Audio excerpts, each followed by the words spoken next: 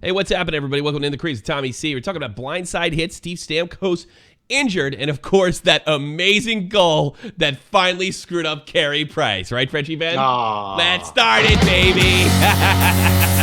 Let's do this. Come on.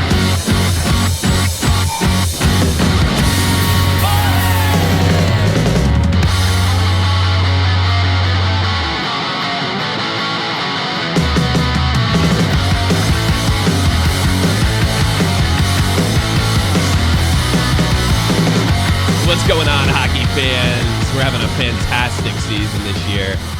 I wish so much wasn't going on in my life otherwise to really enjoy the season like I should. And not only that, Frenchie Ben, I took my old computer when I started Shot from the Point on, and I actually hooked that up to my main TV.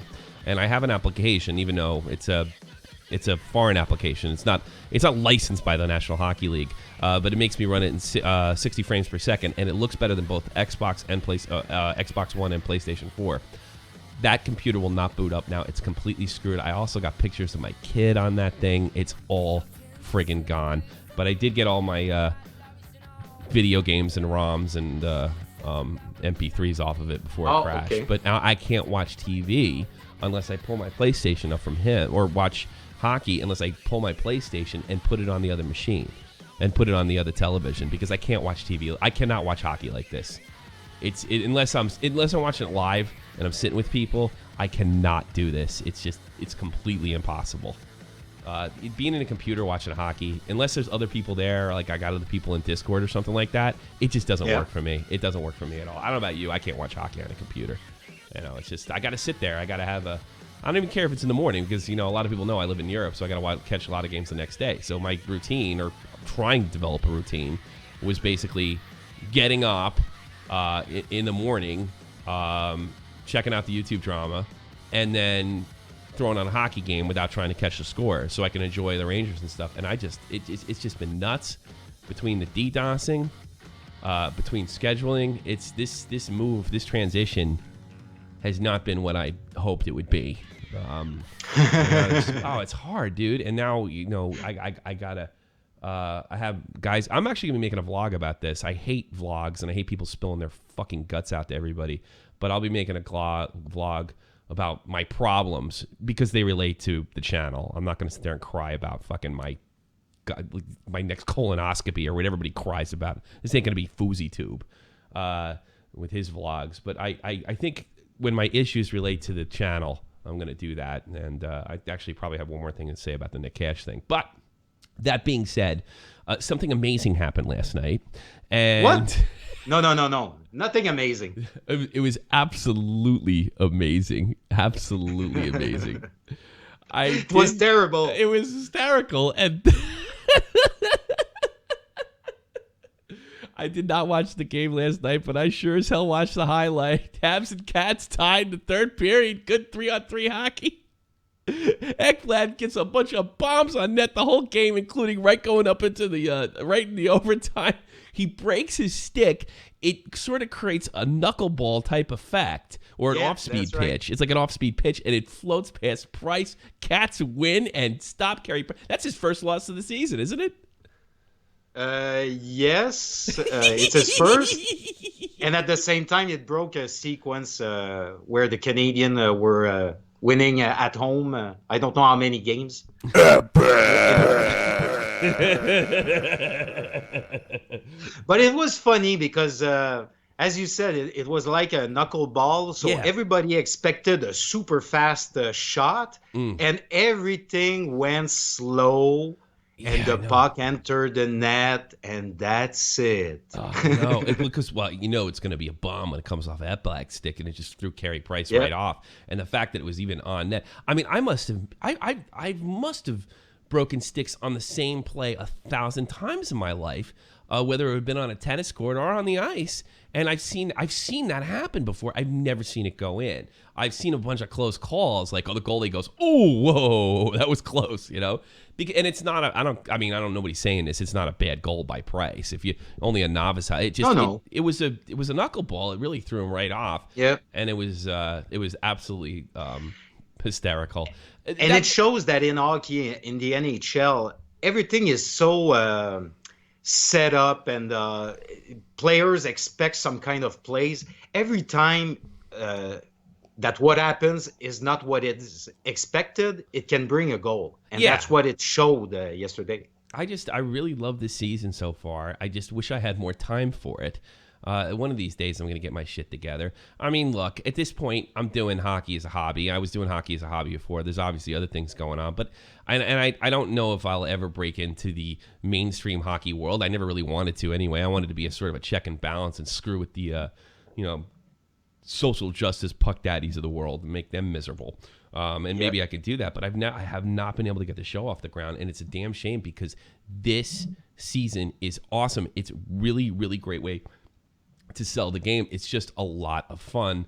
I don't know if the ratings are up or anything, but it doesn't really matter to me because I want good storylines. I want good hockey, and I think we're getting just that. That being said, let's talk about the Habs a little bit. They're still at the top of the conference. They're still looking really, really good. They've had that, they recovered quite well from an extremely embarrassing loss. They certainly look like a playoff team. But it also shows at the same time, I think the Cats are a solid playoff team as well. Where do you see these two teams going in the future, Frenchie Ben? They don't go in the direction I expected. Montreal does better than I thought, and Florida, they kind of struggle this year. As I told you, I think they made too much changes on the blue line, so they have to find a chemistry because they have good players like Ekblad, Yandel, Michael Matheson, and Jason Demers on defense. But they had some injuries like for Huberdeau, and Jagger missed some games. So I don't know. Offensively, they don't kind of mesh right now. It didn't show yesterday, but overall, that's my point. I think that the Panthers have the ability and the talent to play up. I still think this team's meshing. They got a little playoff experience last year. The year before, they damn near made the playoffs almost, and ended up ruining the Bruins season. So was it that last year? So last year they made it, moving the Bruins season, and they damn near did it the year before. I like this team for a lot of reasons. Certainly the Huberdeau injury hurts. But I think this is maybe a solid playoff team for years to come. I think that possibly Aaron Ekblad's drafting first overall, because I think a lot of people expected Seth Jones to be drafted first. They don't see Ekblad as a true number one. This guy is going to be great. He's going to win Norris trophies. He's going to be fantastic, and he's probably going to be the centerpiece of this organization. Now, I don't know if Jaromir Jagr will be a part of that, but certainly Jagr's going to miss some games, right? Period. He's going to miss some games. I think the Panthers, they have the tools to make it. That's for sure. They have some big-time young players like Barkov and even Trocheck. He's a good player. Riley Smith on offense. So I named Michael Matheson on defense. If you look at the play of this guy, he's going to be really a good puck-moving defenseman. Yeah, and I tend to agree with him. Barkov, there's another guy. They're putting a fantastic team together, and this is a team that really couldn't get any ass. They were kind of a joke of a league 2 years ago. The general manager and the administration in Florida is very, very serious. There is even rumors of taking this team out of there, and I don't like two Florida teams, perfectly honest with you. But it's amazing when you have a good administration. # Chicago Blackhawks. It's amazing what you can do to rebuild your team, and you don't have to stay at the bottom very long. I mean, certainly your turn's coming. I don't care how good your team is to stay at the bottom, except if you're the Detroit Red Wings. And it just really matters how you bounce back from that. Another administration I'd point to is the Dallas Stars. So I think the best. Now let's flip over to the Habs a little bit. What? No. Here's the thing. You're pretty hard on them. I'm thinking they're more and more dangerous all the time. I'm a little more afraid of the Habs than I was last year. I like the additions. We talked a little bit yesterday about Radulov being a real team player. Certainly the leadership abilities you're getting from Shea Weber, which is why you traded. You were one of the few Quebecers, Frenchmen, diehard Habs fans that didn't really have a problem with the Subban trade, and I think it is paying off. Right now, yes. Yes. But you do. I honestly, barring a Carey Price injury, I don't see the collapse. I think you're just kind of afraid right now, if for lack of a better word. Do you think that's true? Yeah, that's right. Yesterday, Radulov, he wasn't there because I think he has the flu or some kind of a virus. But it showed that he wasn't there. That's the point with us. If we miss some players on offense, it can really hurt us badly. Because we have great players like Galchenyuk, Pacioretty, and Radulov, but if one of the three is not there, we're going to struggle. Let's switch modes a little bit. Speaking of one of the three not being there, Steve Stamkos seems to do it again. Leaves after a really spooky tumble. Who were they playing last night? He was hit by Gustav Nyquist of the Red Wings, and he has a lower body injury. It's the right leg. Lower, and he did fall on it funny. I did see a nice little tweet gif of it. This is very typical for Stevie Stamkos. And I'm not sure where are the Lightning at in the standings. I looked yesterday; it didn't look good. I'm gonna go there right now. I don't think they're number 6. They're third. They're third in the Atlantic. They're still pretty safe. They still have one of the best lines in hockey. Kucherov had a big game yesterday. Oh, he's good. That guy is really good. Yeah, I mean, honestly, I think that line, the triplet line, is a lot more dangerous than maybe Steve Stamkos himself. They're becoming the face of the organization, and we, as we all know, it started looking like Steve Stamkos didn't even want to be a part of. It started looking like Steve Stamkos didn't really want to be a part of the team, and I was actually a little shocked that he signed last year. But this is a huge blow, no doubt. Stamkos started off pretty well. I guess my question to you is, do they need him? Do they need him to go to the next level? Do they need him to win a Stanley Cup? I think they do. They have a small window because they have players to sign in the next years, and probably they will have cap issues. Mm-hmm. So I expect them. It's probably the last year of that window, because I think they're going to have to trade the goalie Ben Bishop, or personally, I would trade maybe a Callahan after the season or something like that, because there's going to be the expansion draft at the end of the year also. So there's lots of teams that have big time choices to do this year. I would agree with you totally. Speaking of the expansion draft, the GMs got together, talked about some shootout rules. One of the things that popped up, two things that popped up. The other one I'll get into a minute because I have it aggravates me to no end. But we seem to be a lot of media outlets reporting we're in the 11th hour of the NHL possibly changing their mind and sending the NHL to a Pyongyang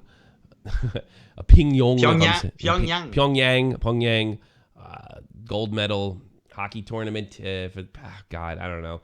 I guess we're only 2 years. The IIHF they agreed to pay for the insurance and the travel of the players, so it makes a difference.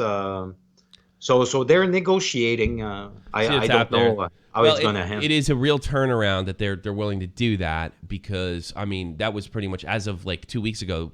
It seemed like the IOC or the IOC was not willing to put up any of that money. The IIHF, that's the International Ice Hockey Federation, they obviously want it. They I guess this benefits them in some way or another. They want the NHL players there. The insurance is very important, but it doesn't really get to the root of the problem. Gary Bettman wants to make some money for his league on this, and I think a lot of that has to do with TV rights. They want to share the TV benefits, which are usually pretty good, especially in North America if there happen to be a USA-Canada final. They want a piece of that money, considering they're putting so many players up there, and I don't think that is unreasonable. We see Gary Bettman being called stubborn all the time. I'm sorry. I mean, I can't believe that the NHL has not benefited at all or all that much since 1998. Now, it used to be, when we saw the first wave of, I guess, for lack of a better word, hockey dream teams, and we know that it was inspired by the NBA dream teams in 1992 in Barcelona. I can't believe. I guess they looked at it as, okay, it's free advertising, but that's a lot of player and millions and millions of dollars to put on the line. The least of which you should get is insurance. And if they're going to cut a deal with an NBC, I don't understand why revenue sharing is such a big deal. Both of these organizations are supposedly nonprofits. But which organization? The IOC? The IOC. The NHL, I think, technically in the United States is a nonprofit. I mean, technically. I mean, they still pay the people that work there, but I mean, they're supposed to, I think they get tax exemptions, which means they make money to spend more money on the league. And, there's millions and millions of dollars. We have teams that are lagging because there's too damn many, which is another issue altogether. There's teams that, like in the case of Florida, even when they have a good team, nobody's even going to see them. You get teams like New Jersey that can't compete, even though the salary cap's set the same for everybody. They can't really go out and get the big player unless they get lucky, like a what is his name, Taylor Hall, who's tearing it up over there. By the way, New Jersey Devils 9-3-3. They're surprising. Yeah, the last 10, 7-1-2. I'm not surprised. With New Jersey, and I've been telling everybody that. What's his name? Taylor Hall? I always get the Taylors on time. Taylor, he's playing like a man in the mission to prove Edmonton wrong, which is great. It's unfortunate that nobody could light a fire up on his ass in Edmonton, but Edmonton's have no problem keeping on top of everything either. That's and they have a great goalie, so it's a good start for a team. It's great, but getting back to the IOC, I just don't understand why the NHL would risk it this long. We're almost talking 20 years of not, and I do think they need a cut, because they definitely need a cut this time.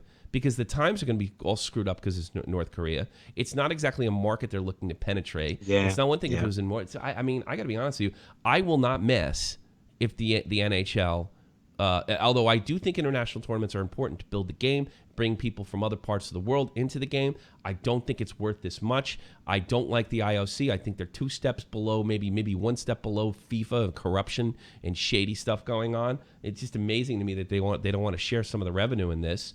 And it's probably because, we're a nonprofit. We don't do bullshit. This is about money. Protecting. It's royalty. I think they are like a royalty. I don't like IOC people. It's just sports. It's not royalty. I know that's the way they behave. You're absolutely correct. I'm not saying you're wrong, but it's just sports at the end of the day.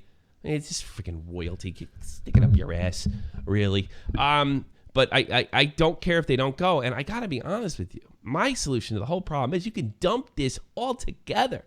Dump it on its ass. The only thing you're playing for is the gold medal, and that has some sort of history behind it. But you could stop the season in the middle of the year every 4 years and play the World Cup. Just like you did it this year. I think it would get a lot more attention than playing hockey in September. Every time they did the Canada Cup or the World Cup when I was a kid, it was like, there's hockey in September? That's partly why they did it this year. It's a way to put pressure on the IOC. I think that's what. Yeah. Well, maybe next year next time we compete with you in 2 years, we'll stop the season. I don't think stopping the season and canceling the All-Star game every 4 years or every 2 years is even that detrimental to the NHL. The All-Star game barely gets any attention, and it's certainly not going to do as well as it did last year with the John Scott situation. That was a once-in-a-lifetime story. Hell, they're making a movie about it. So that was one of the things that were discussed. The other thing, who's gonna play John Scott? Cam Neely? Who could play John? Well, yeah, exactly. And Cam Neely's a legit actor, right? Here's another thing that was talked about, and this is the most frightening, and this will end depending on the language, depending if it's inserted, this will end in the crease of Tommy C. If this is worded wrong. There's talking about blindside hits. Now, I had this look, I'm watching hockey over 30 years. What the hell is a blindside hit? I mean, is it when you're not looking? Okay, fine. But what's the issue with blindside hits? What I found out is they're looking for certain language. They don't want to take the physicality out of the game. But it seems to be that they want to make it illegal to hit somebody when their head's down. It's impossible. So in other words, if you make a clean check, you get that shoulder down, you hit him in the chest, and if the player's not looking, you take the penalty. Doesn't matter if you didn't charge. Doesn't matter if you didn't leave your feet. A situation with Nazem Kadri a couple weeks ago, a couple days ago with Daniel Sedin. This is frightening and furthering the pussification of our sports. And it's absolutely blindside. You cannot add anything that has blindside. You can hit a guy if he's not looking, as long as it's clean, as long as it's shoulder on shoulder or shoulder on chest, not in the numbers, not charging. You cannot change the game this dramatically. I think any language would turn the NHL, who should be capitalizing on how stupid Roger Goodell is and how they've ruined the game and how the NFL's ratings have gone down. If anything, they shouldn't be thinking about this. This has to do with the concussion madness. And it is madness. Because here's the thing. We know more about concussions than we did 20 some odd years ago. But it's not like we didn't know anything, and it's not like anybody ever thought it was good for you. And I predict the NHL will win that lawsuit against those players. Because A, they didn't know about concussions. B, I know for damn sure as soon as Eric Lindros got in the league, they were talking about it. C, I remember the Pat LaFontaine incident. They were already trying to make players more safe with helmets.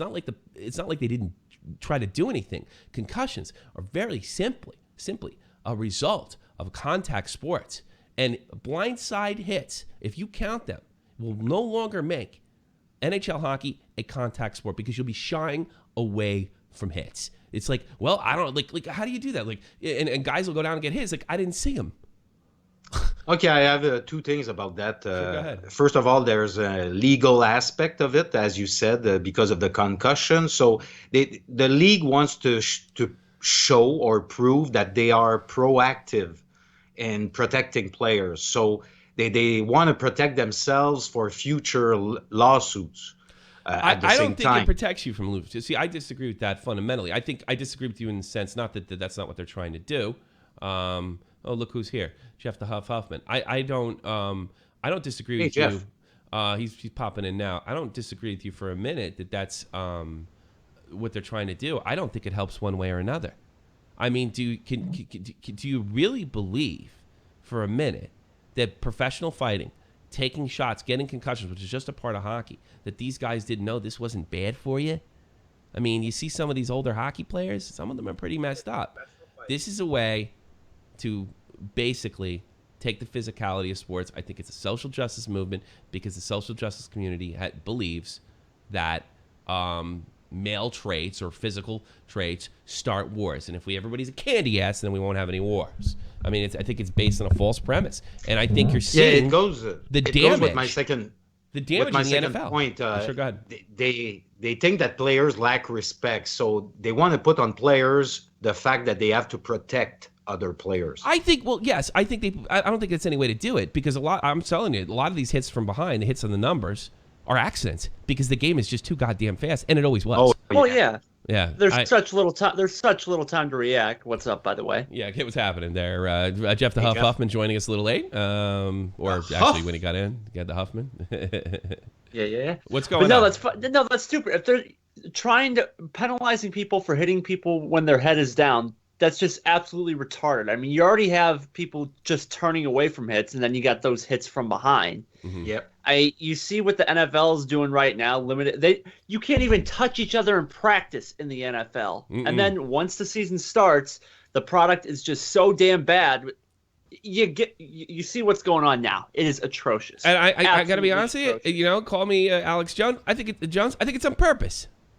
I think it's absolutely on purpose. I wouldn't doubt it. I think it's ridiculous. You can't eliminate concussions in the game, and I think the people that are selling this shit, like Chris Nowitzki, know that. I think they absolutely know that. I remember. I keep bringing this up. There was a town in Pennsylvania that took headers out of soccer. Headers, an integral part of the game, of soccer or European football or whatever. I think they do in Quebec with little kids. I'll have to check that, but I think they do too.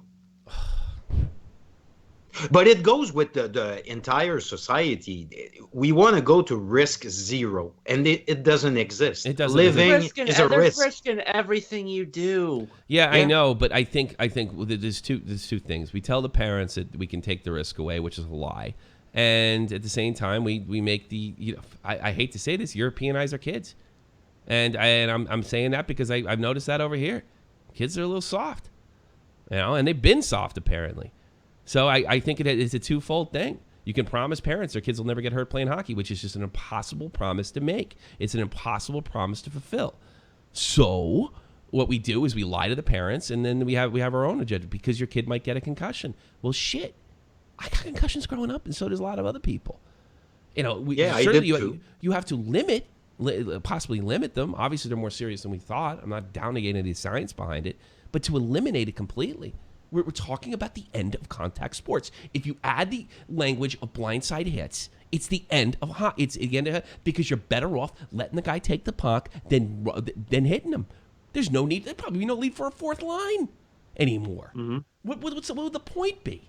That could be the way they get rid of the enforcer. And that's it for me. I'm done. I want to watch a contact sport. I do not want to watch women's hockey. It's almost done already. I don't think so. You still see pretty good hits and hard hits, but I don't want to go any lower than this. But for example, Jeff, he cheers for the Blues. Ryan Reeves is the new kind of goon, but he knows how to play hockey. He's a good player. Well, you remember Mackenzie called this up one summer, and he predicted this, that you're going to have to be a little more well-rounded. And actually, if you think about it, it's sort of like 60s and pre-60s era where fighting was a part of your resume as far as a quality hockey player that you were. They got rid of that when the Flyers became to prominence because that created the role of the enforcer. So in a sense, by them trying to make it safer, you're putting more stars in a position where they have to fight, whether it was when I grew up, where Wayne Gretzky had Marty McSorley or Dave Simcoe. I think it's that. To protect his name. So you're actually, and if you look at the rules in baseball, but the sliding rules, they've made it more dangerous. It doesn't matter. It doesn't even matter whether the result is good or bad. It's just a matter, let's make it safe. Whether it makes it safe or not, it's irrelevant. And blindside hits or the language of blindside hits is it's frightening to me, and it'll probably get me out of hockey completely. I'm not watching women's hockey. I wouldn't even care if women's hockey added hitting. I mean, it's painful to watch. I don't want to watch 7 to 8 games. I don't want to watch 11 to 12 games. Guys are regularly having 70 and 80 goal seasons. That is not for me. That's not hockey. Hockey is a contact sport, and the reason the agile Russian style is so special when it actually happens, when guys like Patrick Kane and Johnny Gaudreau and Pavel Zatsuk's not in the league anymore, it's because they can perform in that physical environment, that really tough defensive and still do those moves. It makes it more special. If you have a bunch of Datsuks running around, if everybody's Patrick Kane, that's not a good product to sell. In fact, it's crap. The less physicality is going to turn people away, and not a lot of people are watching hockey as is. And here is your format. And I'm hearing today, what did Roger Goodell say? That Trump is responsible for the beatings and the for domestic violence. He did not say. He did not say that. Please tell me he said that. I don't know. I just got to phone my father, and he told me he said that. But so that he has a social justice mindset, which is what I always assumed. Now look at the business model these social justice warriors are creating in sports. One's a failure. I hope the culture changes under Trump as far as being, they call it, they're so sick of harassment and bullying, and it's affecting our sports and shit too. You're harassing me. You're bullying me. Major changes on Twitter. And I tell you something, I wouldn't be a bit surprised if this YouTube glitch has something to do with that. I really wonder sometimes. So that's you have anything to say? Tune in to Shot from the Point Dead to hear more about that. Yeah, we're going to definitely talk about that. My conspiracy theories. Rangers kick ass. Rumors as I predicted. Yeah, Rangers are kicking. Yeah, you did predict it. I didn't even see it. Rangers kick ass. And Blues won a game. Blues won a game. They scored an even strength goal. It's amazing. But this is the part where we go to Frenchie. Because Frenchie has some information coming out of Vancouver. Frenchie Ben. This is your new, it's actually your old bumper music. I've had it for a year now. Thanks for JohnFreemanMusic.com. Frenchie, you got some information on Vancouver that they're talking about. What are you hearing about in Vancouver? It's not necessarily something that I heard, but the Canucks had a great start of the season. They won 4 or 5 games in a row, and now they're on a losing streak. They're 2-8 in the last 10 games, and they're kind of in the middle of a reconstruction. They try to do it.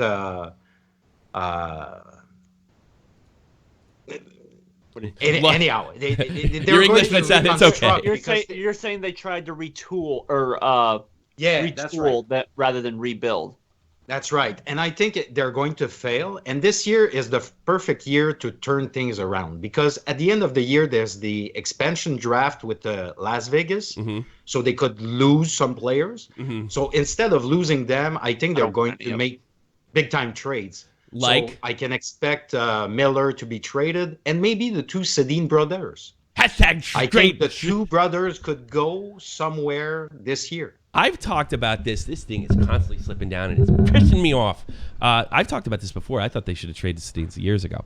It's not like, especially after they lost the Stanley Cup. I thought they should have thought about trading those two guys years ago. I think too much. I think the Sedins put a lot of asses in the seats over there, but they are not kids anymore. They're not the new guys on the block. They actually came in at the end of the dead puck era.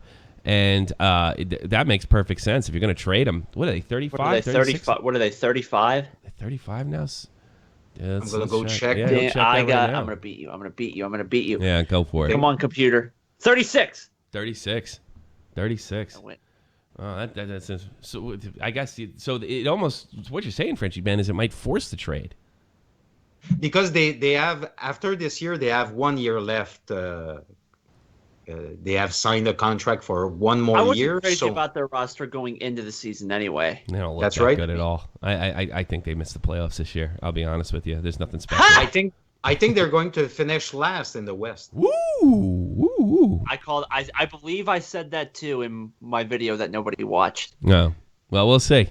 Frenchie Ben, so they could get something if they trade those two guys. They really could have something, and it could help big time a team. Let's say, for example, maybe it's not the best one, but I could see the Sedin brothers with the Islanders, or I could see them maybe. We talked about the Devils. If they have a great year, why not? Yeah, that's true. And you got anything else, Frenchie Ben, in that grab bag of yours? On the same front, I think because of the results of the Colorado Avalanche and the departure of Patrick Roy, I think two guys that could get traded are Jerome Iginla and François Beauchemin. Because they signed there because of him. So, and they're at the end of their career. They will want to win. So I could see a trade. I could see Iginla and Beauchemin being traded to Montreal this year. I want Iginla. I think if the Avalanche definitely fall out of it, I think there's no doubt that Iginla's going to be dealt. Yeah. There's no real point for him being there. I mean, he went over there with the idea that they would, because they were good the year before. That they were. There's one trading rumor between Colorado and Montreal right now is. Matt Duchene for Max Pacioretty. I don't like Duchene. I think so. They could like that. No, I don't like that. No. For who? I think Duchene's overrated. He's streaky. He's overrated. He hasn't really been an all-star in years. Very streaky. I don't like that. I'd almost rather keep Pacioretty under those circumstances. But you got to admit, Pacioretty is streaky too. He's streaky. Yes, I think it's a wash. He is. It's a wash. It would almost I'd still rather have Pacioretty. It's just a Habs faceless, but maybe that's worked because they brought two new guys over there in Montreal and it seems to have lifted the team. Maybe Pacioretty's the old guard, but I've never been high on Steve Duchene. I've never been high on Duchene. But keep in mind in Montreal you also have the Carey Price factor. Yeah, but and the thing that we are weak in is the center line. That's why they talk about Matt Duchene, because he could fill a hole, and then we would have a new one on the wing. But the center part of the game is more important. Maybe the Duchene breathes new life. He gets new freedom. I mean, that's always possible. But I have never been impressed with him. I think the last good season he had was 2 years ago. I mean, he hasn't. When they had that kind of a fluke season, that was 3 years ago. Then says Duchene can be a game breaker. I don't see it. I mean, he could have been. Yeah, he could be, but he's never done it. He's never really done it. I think that's it. He could have been. He's never really done it. All right. So I thought you can't make these shows because it's just a little bit too early for me because I work at school after my class. I gotta get my hours in. I'm actually beating the idea of moving this after Dead once we get the place soundproofed. You know, this is just for the next couple weeks until the semester ends. Yeah, it sucks. Well, Frenchie Ben's going to fill in as much I as do can. have one little thing real quick. If you Sure, haven't, go ahead. I don't know if you touched on it. I'm going to to take some calls after this. Johnny Hockey. Oh yes, I just got this off the press. I was gonna put that in the headlines, but you got it. Fractured finger surgery. Probably won't take more than a week or two. Right. Yeah. Where does he? He's only got 11 points this year. He just got that big contract, 6 years, $40.5 million. Yeah, and then they find themselves way out. Good 4 places out of the wild card. Yeah, they only got 13. They only got 13 points on the season. They're 6-10-1. Jeez. Oh, they're doing really bad. 4-6 they're and minus 10 19 in goal differential. 4-6-0 in their last 10. Yeah, and I don't know why I heard rumblings about a trade with Dougie Hamilton. So maybe there's something about that guy that doesn't fit, or because everybody wants to get rid of this guy. Dougie Hamilton. Yeah, we remember we were so confused why Boston got rid of him in the first place. That's pretty good than Dougie Hamilton. But yeah, we don't know what Boston was doing with a bunch of those moves. Yeah, this could be. But you know what? I think Boston will trade problem children or people they perceive as problem children. I honestly believe that's why Sedan. What's his face? Seguin. Seguin. He's a franchise player. He's a franchise player. So why did they trade him? They're not idiots in Boston. That's an old hockey town. They know their shit. I've been to Boston. It's not even like America, for Christ's sakes. It's more like Canada. There's a hockey rink every 2 blocks. It's all over the place. It's such a part of the local culture over there. It's such a different American city because, like, all right, the New York Rangers are big, but hockey's not the biggest sport. In Boston, the Bruins give the other 2 teams a run for their money. I mean, it is amazing. I don't think they're a stupid organization. They recently won a Stanley Cup in the last 5 years. Why do they make trades like this? You got to wonder if Dougie Hamilton. But in fairness to Calgary, they've been doing so poorly. Basically the last season and this season, Dougie Hamilton may be the only guy you can move that has value to bring something else in to maybe change the outlook of the team. So, I mean, maybe Dougie's got a problem. Maybe he doesn't. Doesn't really have it. 718-395-7660. 718-395-7660. Or you want to call in for free, you can hit us up on Discord. It's free. Free, 100% free.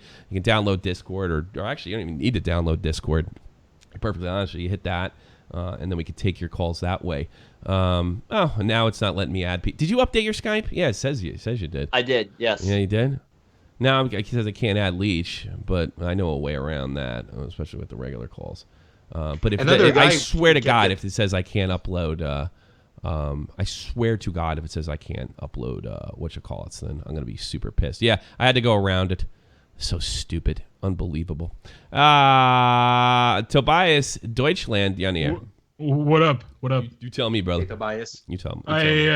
I saw the fucking Ekblad goal. That was fucking brilliant. It was hysterical, wasn't it? That was the fluke of 2016 ice hockey. I would absolutely agree with you. A little knuckleball, but you wouldn't know what a knuckleball is because you're Jeremy. Yeah, it kind of reminded me of do you know these fake penalties when they run on and then they shoot with their left foot, but they act like they would shoot with their right foot, but they actually make the shooting movement with their left foot. Yeah. I know what you're talking about. Penalty kick in soccer. You fake little bit kind of juke. I know what you're talking about. Fluke. Yeah. That's a really good point. That's really good stuff. But it was good, and it was good to see Carey Price get beat. What else you got? Well, that's the only way he is. It really is. Beat right now. You could see those guys. You could see those guys on the bench. And they were just like, yeah, man. You saw Yager's reaction from the Ekblad. They were like, yeah, we beat Carey Price. So it definitely meant something. Let's say it wasn't a setup play. Yeah, absolutely. Who knows? Maybe that was the dedicated Price stick. Because, let's be honest, the moment was completely priceless. Oh, get out of here. Should I blow you up, for Christ's sakes? You take jokes like that, I'll blow you up. I actually wanted to talk about the concussion thing. Sure, go ahead. Because you obviously bought in soccer, and I myself am a little bit of a soccer guy and now starting to be a hockey guy. Mm-hmm. How I see it, these guys sign up to be in a physical sport. Sure. They sign contract with the knowledge that they might get injured seriously in the sport they do, or minorly injured, minor injuries adding up to a serious injury. Mm-hmm. You know what I mean? Yeah, absolutely. They make millions of dollars off of their own contracts. Mm-hmm. Or in football, Euros or whatever. Mm-hmm. the thing is, there are two things, and I think Puru once said it in the last few in the chat even. If it is a blind hit, like you take somebody out with the intent to injure him, those people need to be punished a lot more than they actually get in both sports. And you think that would make up for it? I mean, you think that would make up for it? Because I got to be honest with you. No, I'm not talking about 2 minutes out. I'm not talking about a game out. In soccer, they now give them up to like 3 or 4 games out of the fucking thing. Which is huge in soccer. That's like a 10-game suspension in the NHL. Yeah. 10, and they have to pay, like, I don't know, the last thing I saw with a major injury, the guy had to pay 5,000 euros to the guy he tackled, basically paying all the medical bills. Yeah, that is what they are currently going for in soccer. The thing is, there are rules like that already, and they are making rules more and more ridiculous all the time and try to not make it look like the sport it's supposed to be. I mean, now a bicycle kick could cost you a game or two, whether you make contact with the guy or not.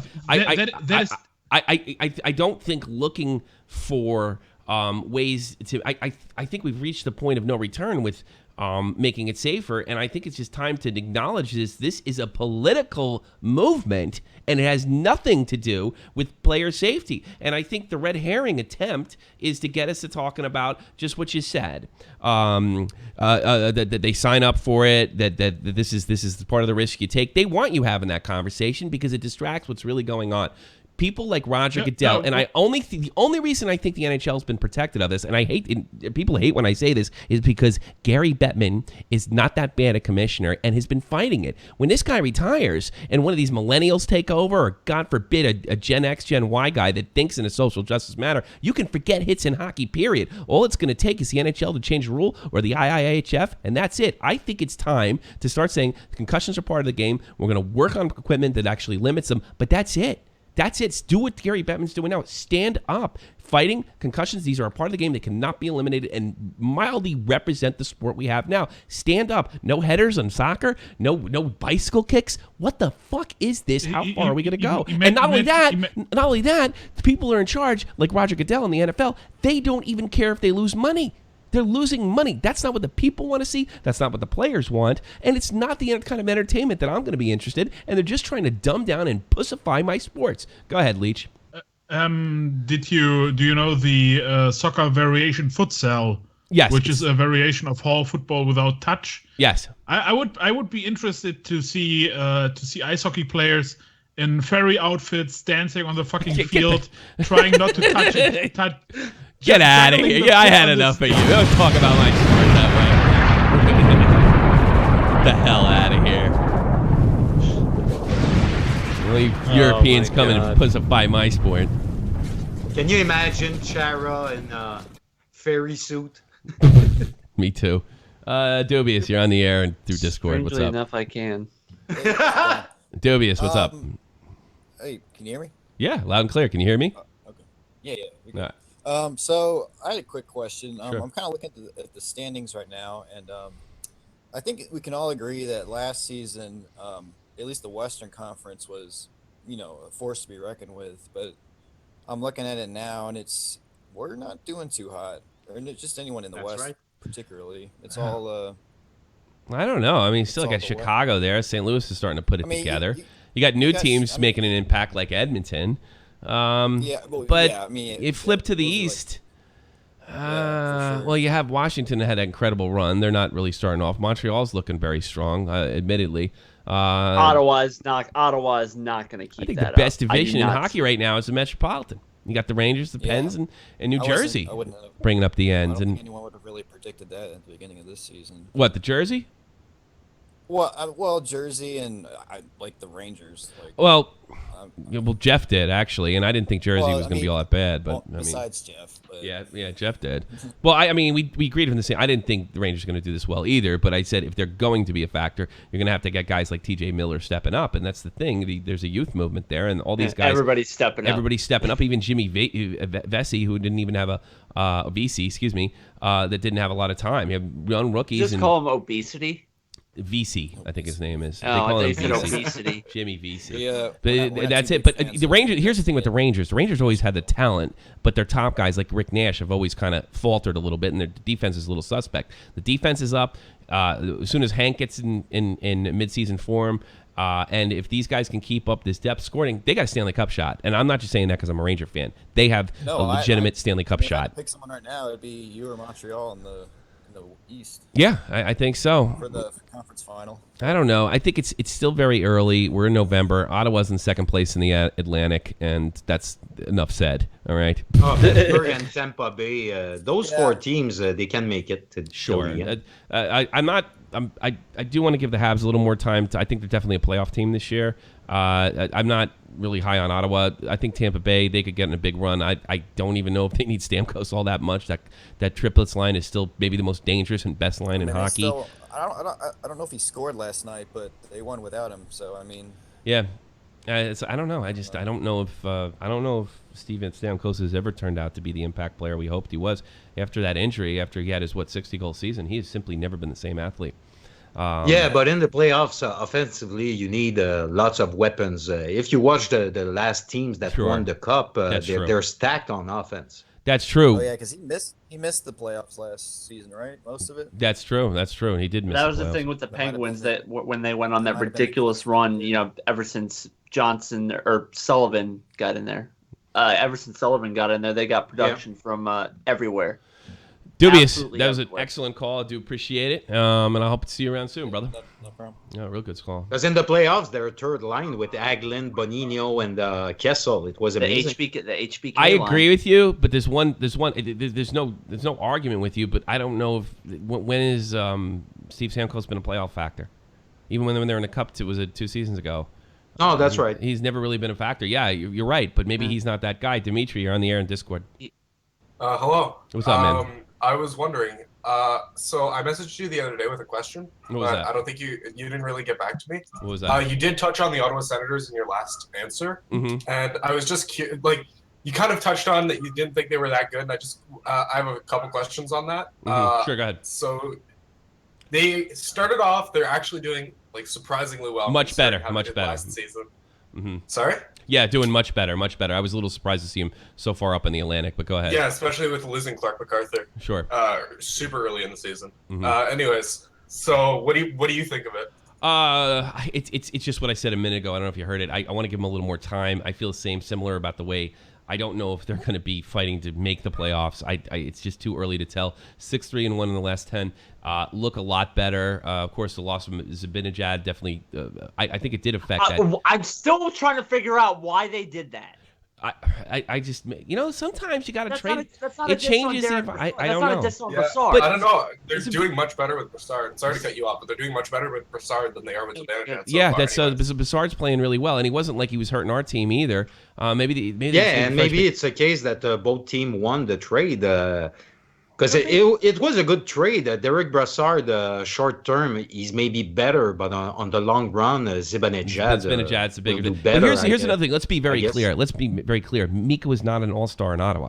All right, he's starting to show shades of it now. So Mika was not an all-star in Toronto. Oh, excuse me, in Ottawa.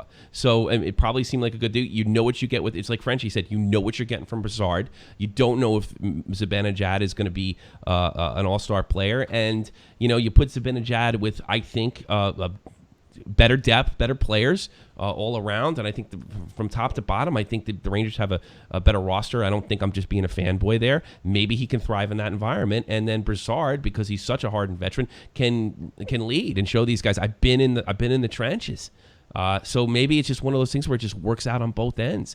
Sort of like, well, I mean, I don't know about the Preds because I haven't paid too much attention to them. I don't know how PK's playing, but that was kind of the idea with the PK thing. You bring an older player in to bring some leadership and maybe give PK a chance to flourish under a Laviolette type, because Laviolette's going to let him float around a little more than any Montreal Canadiens coach. But right. I just want to answer the question, Dimitri. I just want to give the Sens a little more time. I think too much. It's not that I don't think he's a great athlete, but I think they sort of rely on Karlsson a little too much. Yeah, for sure. Yeah, and I don't I don't like offensive defensemen that their defense is suspect. You know, you don't see that with. I mean, you know, like and I got to throw in like guys like Phil Housley. I think that there's shades of Phil Housley there, and I don't like that. Bobby Orr was a great defensive player. Paul Coffey wasn't terrible. He wasn't great, but I mean, he still got the job done. Carlson doesn't get the job done in the back. I think that's a hole. So I mean, and who was that juked Carlson out of his skates over the spring? I mean, it's embarrassing. It's embarrassing. If they could put more, if they had the look. Carlson would be the best goddamn player in the team if they had the New York Ranger defense behind him or several other defenses in the league. But I think maybe that's what Ottawa wants to do, you know, get some really strong two-way of defensemen of all three lines on the defensive line and have them, which will give Carlson the space maybe that he needs. But I do not like having my franchise player being so weak in one area. That's my problem with Ottawa, and that's why I'm going to give him some time. Do you think he'd do better with someone other than Mark Method, aside, with him? Nobody on the roster now really jumps up out of me. I don't know if it matters. I think they probably got to start trading guys or drafting guys that are maybe. I mean, it's a different game, but you know, Method and Carlson, it's a good mix. The two complement each other. Maybe Method is not made to be on a first pairing to be opposed to the best players of the other team. Mm-hmm. But overall, I think it's a good I want a matchup. guy like Ryan McDonough. Next to Carlson, a guy, at least his defensive ability. Good. Now, I'm not saying his offensive. Somebody is as good as Madonna or approaches his defensive ability. That's the guy that you want with Carlson, and you need solid defensemen behind them in the other two lines. That's what I think. You gotta have a balance back there with Carlson. Yeah, you have exactly because what Jeff said I think is right. He tips the balance, and you need kind of heavier hitters and heavier, smarter defensemen to kind of balance things out with his sort of his high-powered offense. That's what I think do, and I think they don't really become a powerful team in the East, or at least the Atlantic, until that happens, Dimitri. Okay, just quickly want to touch on the last two things. I gotta go. I'm running out of time, buddy. Go? But can you call tomorrow, man? Can you call tomorrow? I'd be happy to talk Sens hockey with you tomorrow. In fact, I'll read up and I'll know a little more what I'm talking about. Okay. Okay, perfect. All right, thanks, buddy. Man. Good call. Really good call. Wow, calls were good today, huh? Holy shit. But you see, about the Ottawa, I see three things. They don't have a real number one center. Mm-hmm. They lack depth on defense, and I don't trust their goalies. Even though Craig Anderson does well right now, he's out. Is he out? Did he come back yet? Did he come back yet? Anderson's guy. He's with his wife, who's in real bad shape, from what I understand. Mm-hmm. We didn't get to cover a lot of this because with the DDoSing and all this other shit. I like to get Dave Zamboni back up and make up for that episode. Oh yeah. Yeah, it kind of sucks. I really only had one thing in headlines, and that was Gaudreau injury, which was a little bit of a surprise. Fractured finger, nothing on how much time he'll be off. There's nothing on Steve Stamkos as far as I'm aware about how much. Yeah, broken finger though, you can kind of get away with that. 2 weeks tops. Yeah, just wrap it up. I'm surprised they even announced. It must be pretty bad if they even announced it, because a lot of guys play with broken fingers. Tape it up, stick it in the glove, go. Go. Oh, last night in the National Hockey League. Those Ottawa Senators, they beat the Philadelphia Flyers in the shootout 3-2. 3-2.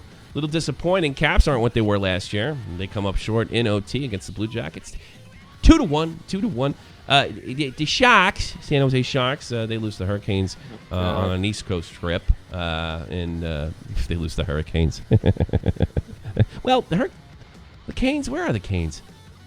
In the mix. They're not that high. No. Shameful. They're rebuilding. Panthers have an hysterical game against Carey Price. They knock him off an OT with the broken stickle. That was super. Through Price and knuckleball. It's quite exactly what it was. Just absolutely frozen. James Van Riemsdyk. Is it? Yeah, I guess that would be. James Van Riemsdyk. I always get the two Van Riemsdyk kids. Trevor's in Chicago. Yeah, so it's JVR. Yeah. JVR, big hat trick, 6-2 over the Preds. They're not looking so hot either, those Preds. Come to think of it. Well, PK Subban -3. Good trade. Good trade. Nikita Kucherov, he tucks 2. 4-3 win over the Red Wings. Good job, Nikita Kucherov. Chicago Blackhawks, they get shut out by the Jets, who coincidentally are where are they? They're right behind them. So it's kind of a big win for the Winnipeg Jets, who are sort of turning things around. 5-3-2 in their last 10. Go Jets, go! Good stuff. Good stuff. It's a better team than we think. Yeah. Blues, they were at home last night, right? Yeah. Yes. Yeah. Okay. They scored 2 even strength goals. Amazing. Oh my God. Yeah, but they beat the Sabres. Congratulations. Ryan Reeves, third star. Backup Chad Johnson had 27 saves and a 1-0 victory over the Minnesota North Stars. That's right, I said North Stars. Calgary wins a game. Calgary. And who scored? Who scored? I don't know. I don't have that written down. Who did score last Johnny night? Hockey. Johnny Hockey from New Jersey broke his finger. He's going to be out for 2 weeks. Congratulations, Calgary Flames. I didn't know Johnny Hockey scored. I kind of rushed the scores today, I'll be perfectly honest. Thanks for exposing me, Frenchie Ben. I appreciate it. You're exposed. Devils keep it rolling, being third in the Metropolitan. They beat the Stars 2-1 in OT. Kings, they come up short. Kings not doing good this year. 4-1 against the also struggling Avalanche. The Oilers. Quick is dead. Zakov keeps waking up from his coma and then keeps going back into it. Yeah, that's a good point. Oilers, they take a pounding from the Ducks 4-1. They also lose their first overall in the Pacific. So that was an important game. But Edmonton is actually, they're kind of dipping a little bit. They're 3-6-1 in the last 10. Yeah. Little dip. I think that's good. You're Cam Talbot hasn't done well the last couple games. Yeah, that's not too good. So I think that's what you're going to see with the Oilers all season, kind of up Good and down. thing I've been starting Dubnyk in goal. Yeah, they started Dubnyk. Dubnyk. New York Rangers 7-2 over the Knuckleheads. Yeah, Knuckleheads are in for a rough season. New York Rangers keep it rolling, first in the Metropolitan, ahead of the Pittsburgh Penguins. Oh, yes, that's nice. Oh, wait a minute, one more. And tonight, there's only 2 games. Pens versus Capitals, Crosby-Ovechkin matchup, which is not really a big headline anymore with McDavid being in the league. That's 7:30 Eastern Standard Time. Yotes and Flames, that's a late-night game, and that's a game that I wouldn't stay up to watch. I'll be perfectly honest. No. No, not really. No, absolutely not. Absolutely not. Anything else? Anything else for me? No, that'll do it. One thing, yesterday we spoke about the Hockey Hall of Fame, but what is surprising me and exciting me is the young players this year. It's a youth movement, and there's lots of good players. Patrick Laine, Travis Konechny, the Calder run, or the guy that wants to win it. He must bring it this year because there's tons of good young players. That's absolutely right. It's been an absolutely exciting season. Thank you very much, Frenchie Ben, Jeff the Huffman, for being there. See you tomorrow at our new time, or at least our current time. That'll be 1 p.m. Eastern Standard Time. We're going to keep it rolling and just Stop get being out so loud. of my trees.